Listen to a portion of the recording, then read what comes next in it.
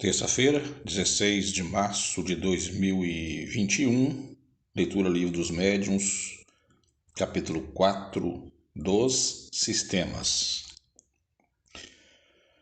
Quando começaram a produzir-se os estranhos fenômenos do Espiritismo, ou dizendo melhor, quando esses fenômenos se renovaram nestes últimos tempos, o primeiro sentimento que despertaram foi o da dúvida quanto à realidade deles e ainda mais quanto à causa que lhe dava origem. Uma vez certificados por testemunhos irrecusáveis e pelas experiências que todos hão podido fazer, sucedeu que cada um os interpretou a seu modo, de acordo com suas ideias pessoais, suas crenças ou suas prevenções. Daí, muitos sistemas a que uma observação mais atenta viria a dar o justo valor.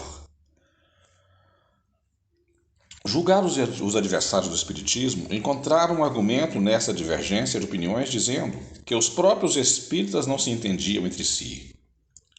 A pobreza de semelhante razão prontamente se patenteia, desde que se reflita que os passos de qualquer ciência nascente são necessariamente incertos, até que o tempo haja permitido se colecionem e coordenem os fatos sobre que possa firmar-se a opinião.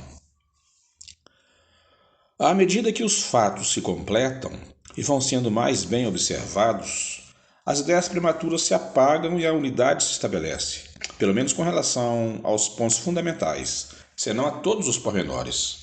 Foi o que se deu com o Espiritismo, que não podia fugir à lei comum e tinha mesmo por sua natureza que se prestar mais do que qualquer outro assunto à diversidade das interpretações. Pode-se, aliás, dizer que a este respeito ele andou mais depressa do que outras ciências mais antigas, do que a medicina, por exemplo, que ainda traz divididos os maiores sábios.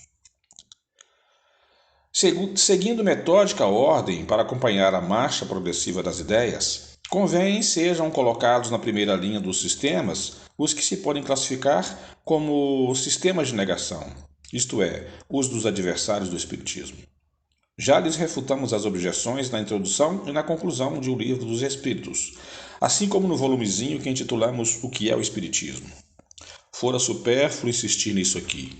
Limitar-nos-emos a lembrar, em duas palavras, os motivos em que eles se fundam. De duas espécies são os fenômenos espíritas, efeitos físicos e efeitos inteligentes. Não admitindo a existência dos espíritos por não admitirem coisa alguma fora da matéria, concebe-se que neguem os efeitos inteligentes. Quanto aos efeitos físicos, eles os comentam do ponto de vista em que se colocam, e seus argumentos se podem resumir nos 4 sistemas seguintes. Sistema de charlatanismo. Entre os antagonistas do Espiritismo, muitos atribuem aqueles efeitos ao embuste, pela razão de que alguns puderam ser imitados. Segundo tal suposição, todos os espíritas seriam indivíduos embaídos e todos os médiuns seriam embaidores ou embaixadores de nada valendo a posição, o caráter, o saber e a honradez das pessoas. Se isso merece resposta, diríamos que alguns fenômenos da física também são imitados pelos prestidigitadores, o que nada prova contra a verdadeira ciência. Demais, pessoas há cujo caráter afasta toda suspeita de fraude. E é preciso não saber absolutamente viver e carecer de toda urbanidade para que alguém ouse vir dizer-lhe na face que são cúmplices do charlatanismo. Num salão muito respeitável, um senhor que se dizia bem educado, tendo se permitido fazer uma reflexão dessa natureza, ouviu da dona da casa o seguinte: Senhor, pois que não estáis satisfeito, à porta vos será restituído o que pagastes. E com um gesto que indicou o que de melhor tinha a fazer, dever-se-á por isso afirmar que nunca houve abuso? Para crê-lo, fora mister admitir-se que os homens são perfeitos. De tudo se abusa, até das coisas mais santas. Por que não abusariam do Espiritismo? Porém, o mau uso que de uma coisa se faça não autoriza que ela seja pré-julgada desfavoravelmente. Para chegar-se à verificação que se pode obter da boa-fé com que obram as pessoas, deve-se atender aos motivos que lhes determinam o procedimento.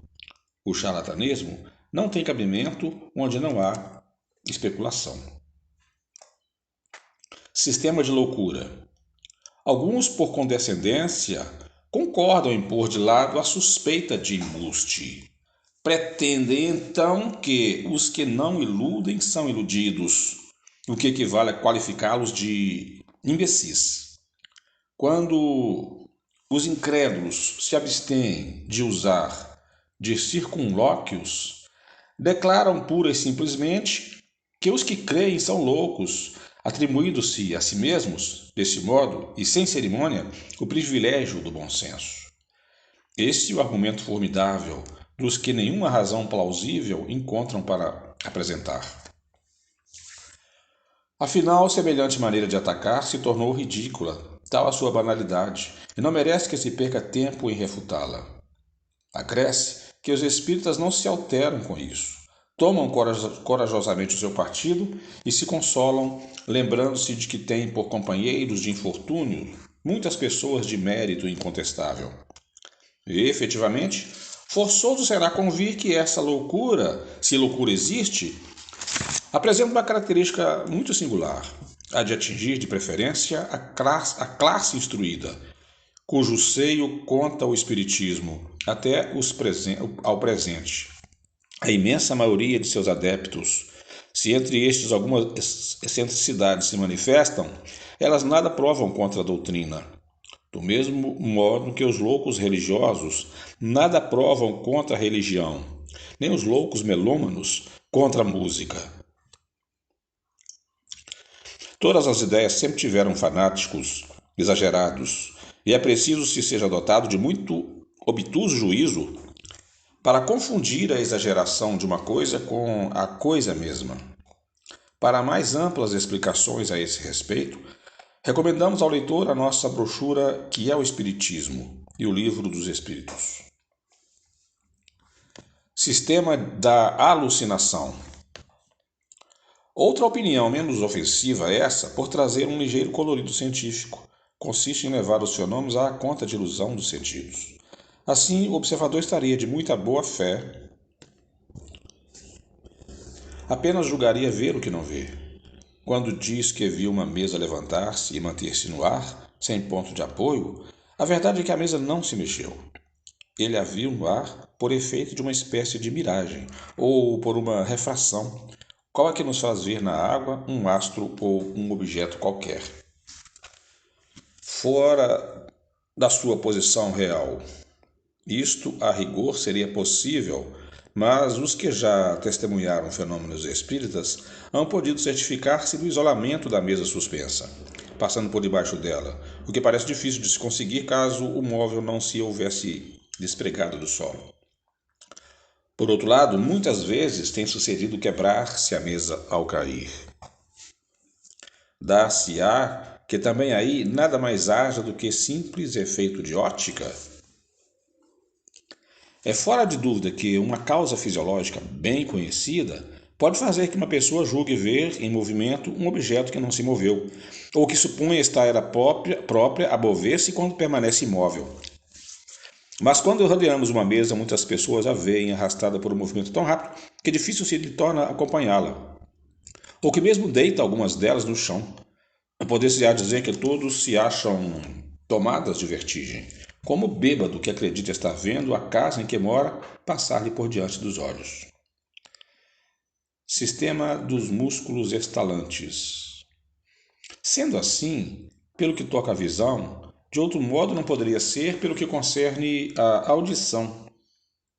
Quando as pancadas são ouvidas por todas as pessoas, reunidas em determinado lugar, não há como atribuí-la razoavelmente a uma ilusão. Pomos de parte, está claro, toda a ideia de fraude, e supomos que uma atenta observação tenha verificado não serem as pancadas atribuíveis a qualquer causa fortuita ou material. É certo que um sábio médico deu a este fenômeno uma explicação ao seu parecer peremptória. A notinha fala que foi o Dr. Joubert. Para sermos justos, devemos dizer que a descoberta é devida ao Sr. Swift. O Sr. Joubert deduziu as consequências perante a Academia da Medicina, prendendo-se a dar assim um golpe da morte nos espíritos batedores. A causa, disse ele, reside nas contrações voluntárias ou involuntárias do tendão dos músculos curto perônio. A este propósito, desce as mais completas minúcias anatômicas para demonstrar por que mecanismo pode esse tendão produzir os ruídos de que se trata, imitar os rufos do tambor e até executar áreas ritmadas. Conclui daí que os que julgam ouvir pancadas numa mesa são vítimas de uma mistificação ou de uma ilusão. O fato em si mesmo não é novo. Infelizmente, para o autor dessa pretendida descoberta, sua teoria é incapaz de explicar todos os casos. Digamos antes de tudo que os que gozam da estranha faculdade de fazer que o seu músculo curto perôneo ou qualquer outro estale à vontade, dá de executar áreas por esse meio, são indivíduos excepcionais, porquanto que muito comum é o de fazer-se que uma mesa de pancada, e que nem todos, dado que alguns existam, dos que gozam dessa utilidade, dessa última faculdade, possuem a primeira. Em segundo lugar, o sábio doutor esqueceu de explicar como o estalido muscular de uma pessoa imóvel e afastada da mesa pode produzir dessas vibrações sensíveis a quem a toque. Como pode esses ruídos repercutir à vontade nos assistentes, nas diferentes partes da mesa, nos outros móveis, na parede, no forro, etc. Como finalmente a ação daquele músculo pode atingir uma mesa que ninguém toca e fazê-la mover-se. Em suma, a explicação a que nos reportamos, se de fato fosse, apenas infirmaria o fenômeno das pancadas, nada adiantando com relação a qualquer dos outros muitos modos de comunicação. Reconheçamos, pois, que ele julgou sem ter sido ou sem ter observado tudo e observado bem. É sempre de lamentar que homens de ciência se afoitem a dar do que não conhecem, explicações que os fatos podem desmentir. O próprio saber que possuem deverá torná-los tanto mais circunspectos em seus juízos, quanto é certo que esse saber afasta deles os limites do desconhecido. Reconheçamos, pois, que ele julgou ter visto ou sem ter observado, tudo é observado bem. É sempre de lamentar que homens de ciência se afoitem a dar do que não conhecem explicações que os fatos podem desmentir. O próprio saber que possuem deverá torná-los tanto mais circunspectos em seu juízo, quanto é certo que esse saber afasta deles os limites do desconhecido. Sistema das causas físicas. Aqui estamos fora do sistema da negação absoluta. Averiguada a realidade dos fenômenos, a primeira ideia de naturalmente acudiu aos espíritos dos que os verificaram foi o de atribuir os movimentos ao magnetismo, à eletricidade ou à ação de um fluido qualquer. Numa palavra, há uma causa inteiramente física e material. Nada apresentava de irracional esta opinião, e teria prevalecido se o fenômeno houvera ficado adstrito a efeitos puramente mecânicos. Uma circunstância parecia mesmo corroborá-la, a do aumento que em certos casos experimentava a força atuante, na razão direta do número das pessoas presentes. Assim, cada uma dessas podia ser considerada como um dos elementos de uma pilha elétrica humana. Já dissemos que o que caracteriza uma teoria verdadeira é poder dar a razão de tudo. Se, porém, um só fato que seja a contradiz, é que ela é falsa e incompleta, ou poder mais absoluta. Ora, foi o que não tardou a reconhecer-se quanto a esta. Os movimentos e as pancadas deram sinais inteligentes, obedecendo à vontade e respondendo ao pensamento. Havia, pois, de originar-se de uma causa inteligente, desde que o efeito deixava de ser puramente físico. Outra, por isso mesmo, tinha de ser a causa. Tanto assim que o sistema de ação exclusiva de um agente material foi abandonado para só ser esposado ainda pelos que julgam a priori, sem haver visto coisa alguma. O ponto capital, portanto, está em verificar se a ação inteligente, de cuja realidade se pode convencer quem quiser dar-se ao trabalho de observar. Sistema do reflexo. Reconhecida a ação inteligente, restava saber de onde provinha essa inteligência. Julgou-se que bem podia ser a do médium ou dos assistentes, a se refletirem como a luz e os raios sonoros. Era possível. Só a experiência poderia dizer a última palavra. Mas notemos antes de tudo que este sistema já se afasta por completo da ideia puramente materialista. Para que a inteligência dos assistentes pudesse reproduzir-se por via indireta, era preciso se admitir existir no homem um princípio exterior do organismo. Se o pensamento externado fora sempre o dos assistentes, a teoria da reflexão estaria confirmada. Mas, embora reduzida a essas proporções, já não seria do mais alto interesse o fenômeno? Já não seria coisa bastante notável o pensamento a repercutir num corpo inerte e a se traduzir pelo movimento e pelo ruído? Já não haveria aí o que excitasse a curiosidade dos sábios? Por que então a desprezariam, eles que se afadigam na pesquisa de uma fibra nervosa? Só a experiência, dizemos, podia confirmar ou condenar essa teoria, e a experiência a condenou, porquanto demonstra a todos os momentos e com os mais positivos fatos que o pensamento expresso não somente pode ser estranho ao dos assistentes, mas que lhes é muitas vezes contrário, que contradiz todas as ideias preconcebidas e frustra todas as previsões. Com efeito, difícil me é acreditar que a resposta provenha de mim mesmo quando a pensar no branco se me fala em preto. Em apoio da teoria que apreciamos, costumo invocar certos casos em que são idênticos o pensamento manifestado e o dos assistentes. Mas que prova isso, senão que estes podem pensar como a inteligência que se comunica? Não há por que pretender-se que as duas opiniões devam ser sempre opostas. Quando, no curso de uma conversação, o vosso interlocutor emite um pensamento análogo ao que está na sua mente, direis, por isso que vós mesmos veem o seu pensamento? Basta alguns exemplos em contrário, bem comprovados para que positivado fique não ser absoluta essa teoria. Como explicar pela reflexão do pensamento as escritas feitas por pessoas que não sabem escrever? As respostas dos mais alto alcance filosófico obtidas por indivíduos iletrados. As respostas dadas a perguntas mentais ou em línguas que o médium desconhece e mil outros fatos que não permitem dúvida sobre a independência da inteligência que se manifesta. A opinião oposta não pode deixar de resultado da falta de observação. Provada como está moralmente, pela natureza das respostas, a presença de uma inteligência diversa da do médium e a dos assistentes, provada também o está, materialmente pelo fato da escrita direta, isto é, da escrita obtida espontaneamente sem lápis, nem pena, nem contato, a mau grado, todas as precauções tomadas contra qualquer subterfúgio. O caráter inteligente do fenômeno não pode ser posto em dúvida. Logo, há nele mais alguma coisa que uma ação fluídica. Depois da espontaneidade do pensamento, expresso contra toda a expectativa e sem que alguma questão tenha sido formulada, não consente se veja nele um reflexo dos assistentes. Em alguns casos, o sistema do reflexo é bastante descortês, quando numa reunião de pessoas honestas surge inopinadamente uma dessas comunicações de revoltante grosseria. Fora desatencioso para com os assistentes, pretender-se que ele seja promovido de um deles, sendo provável que cada um se daria pressa em repudiá-la. Sistema de alma coletiva. Constitui uma variante do precedente.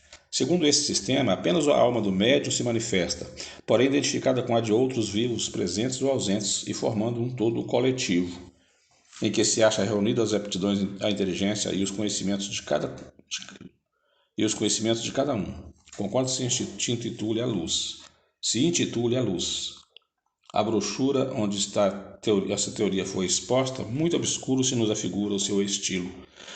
Confessamos não ter logrado compreendê-la e dela falamos unicamente da memória. É em suma, como tantas outras, uma opinião individual que conta poucos prosélitos, pelo nome de Hermann Tipser. O autor designa o ser coletivo, criado pela sua imaginação, por epígrafe. Tomou a seguinte sentença: não há oculto que não deva ser conhecido. Esta proposição é evidentemente falsa, porquanto uma imensidade há de coisas que o homem não tem de saber. Bem pressuroso seria aquele que pretendesse devassar todos os segredos de Deus.